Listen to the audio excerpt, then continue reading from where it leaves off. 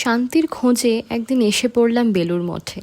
গঙ্গার ধারে এই প্রাচীন স্থানটা শুধু একটা ধর্মীয় জায়গা নয়, এটা একটা অনুভূতি, একটা প্রাণের শান্তি। এইখানে পা রাখলেই যেন চারপাশের কোলাহলটা হঠাৎ থেমে যায়, মন আপনাতেই শান্ত হতে শুরু করে।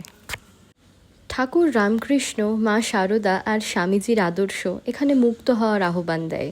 মন্দিরের শিল্পকলায় আছে এক শান্ত মনের প্রতিচ্ছবি। প্রতিটা কোণা গোপনে বয়ে নিয়ে চলে ধর্মীয় ইতিহাসের গল্প, যেখানে বিশ্বাস আর অনুভব মিলেমিশে যেন একাকার হয়ে যায়।